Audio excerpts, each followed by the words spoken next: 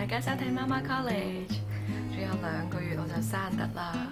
大家好唔好奇我準備成點呢？其實都買咗好多嘢，亦都仲有好多嘢未買。咁我上個星期就去咗買衫仔俾 BB 啦，好得意啲衫仔。咁我大部分都係買屋企嘅衫仔啫。其實基本上呢，我個陪月都已經俾咗個 list， 我話俾我聽要買啲咩㗎啦。咁我而家即係逐樣嘢去執咯。咁首先就買咗啲衫咧，不如俾大家睇下。咁咧嗱，首先就買咗6件呢啲咁嘅 baby suit， 係咪好得意咧？好柔軟，好軟熟㗎。然後陪月咧，同埋其實有時我去買嗰時咧，佢哋有張卡仔咧，話俾你聽每樣產品應該買幾多個㗎。嗱，譬如我呢一個，佢都有送一張咁嘅卡仔俾我咧，話你每樣嘢要買幾多啦。咁譬如呢啲咁嘅衫仔咧，佢就建議我買8件嘅。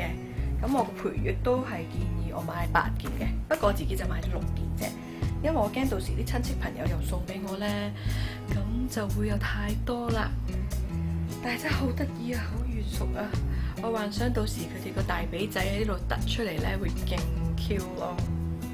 咁然後除咗呢個咧，就要買呢啲袍啦。咁佢都要着啲嘢喺面噶嘛。如果屋企冷氣凍嘅時候，咁咧係咯。咁我就買咗2件啫。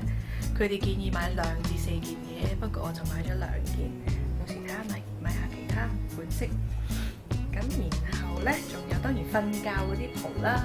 瞓覺嘅袍咧就建議3至6件嘅。咁我就暫時有2件啫。咁呢個就可以連埋對腳嘅，等佢瞓覺嗰時暖啲，好得意啊！好多象仔啊，呢啲 princess 都係象仔嘅喎，發覺。咁然後咧，咁講起瞓覺咧，佢哋都建議我哋就買呢啲咁嘅 swaddle blanket 啦。咁 swaddle blanket 我諗又係2-3件咯。咁我就有我哋就有3個。咁呢啲 swaddle blanket 咧，我諗。唔知大家知唔知，其實就係愛嚟瞓覺，佢哋唔冚被，咁就包實佢哋嘅成個身，包埋對腳，咁就揼起個頭出嚟，咁就好似俾翻佢哋係好我哋肚裏邊個感覺咁咯，即係包到實一實，好有溫暖，好有安全感咁樣嘅。就有三件，咁然後帽仔當然又要啦，佢哋冇頭髮噶嘛，咁你要保護住佢個頭。咁其實建議就2個就夠噶啦，不過我都有3個。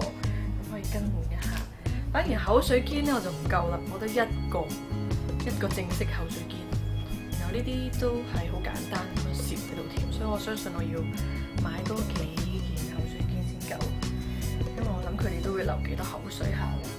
咁口水肩都會要買埋紗巾啦，紗巾就係我哋譬如俾我哋擺喺膊頭呢啲位啊，或者我嚟抹下佢哋嘅嘴啊，即係我嚟掃風。嘔奶嗰陣時都需要呢啲嘢嚟保護我哋自己個衫啦，同埋保護佢哋嘅衫。咁呢啲咧，因為我諗會抹到面咧，所以我都買啲好軟熟嘅。佢話呢啲係 bamboo cotton 嘅質地，咁真係幾軟熟嘅喎。咁然後咧，仲有大毛巾啦，梗係要買大毛巾㗎啦。咁我就2條啫。我相信其實買衫買多啲都安全啲嘅，因為香港潮濕咧，一陣間有時乾唔切，咁佢哋都即係最好 keep 住好乾爽嘅毛巾幫佢哋抹身嘛。咁然後仲有手襪仔費事俾佢哋喺度會一損自己塊面啦。咁然後仲有好得意嘅襪仔，咦我條襪仔咧太細隻都唔知去咗邊啦，嗰個襪仔。哇 ，anyways 一陣間就會出現翻㗎啦。仲有呢個嚟俾佢哋綁住個肚嚟，即係等佢哋個肚臍嗰度好似話康復得好啲嘅喎，係咯。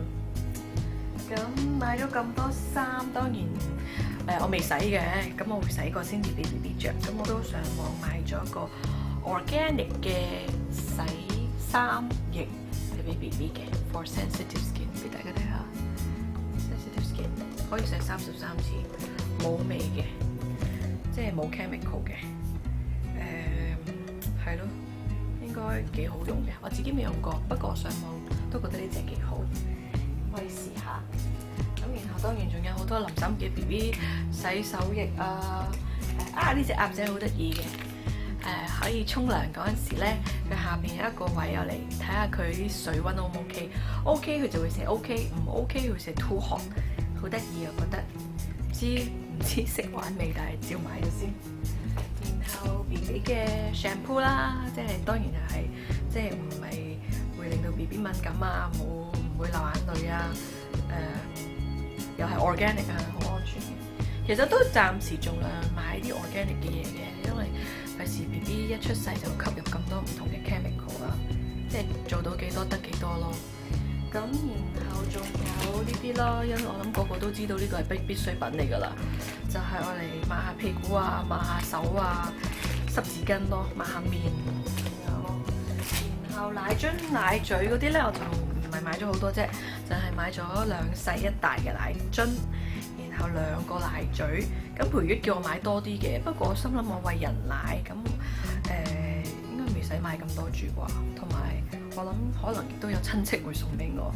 咁奶嘴我唔會買咁多噶啦，因為我之前讀過一本書呢，佢講過最好就唔好俾 BB 依賴奶嘴，因為我記得我去 QE 嗰啲講座個助產士都有講過噶，唔好太依賴奶嘴，因為佢哋仲餵緊人奶嘅時候呢，你費事佢哋錯習慣咗嗰個嘴型，變咗即係吸慣奶嘴，到去啜你個乳房嗰陣時咧，會運用個力錯咗啊！咁啊，到時自己痛就唔係咁好啦，係咯。所以奶嘴咧就我唔需要買咁多啦。咁 BB 車買咗啦，然後有朋友送咗個嗰啲即係擺地下佢哋坐喺度彈下嗰啲俾我，然後仲有孭帶啊，孭帶後邊度擺咗喺度呢個孭帶啦，呢個孭帶咧幾好嘅，因為佢係粗帶嚟嘅，咁佢變咗唔會傷到條腰咁多啦。記得買嗰啲咧，嗰個腳咧係唔係就咁定住喺下邊咯？嗰個腳係即係有少少擘開青蛙 pose 咁。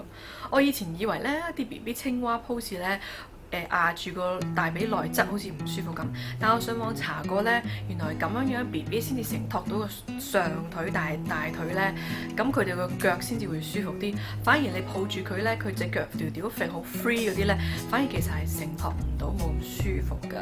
即係喺人體呢個人體學嚟講，即係佢哋咁樣邊個 position 舒服啲咧，咁就有研究過，其實真係嗰種青蛙腳咧咁樣壓出嚟咧係舒服啲嘅。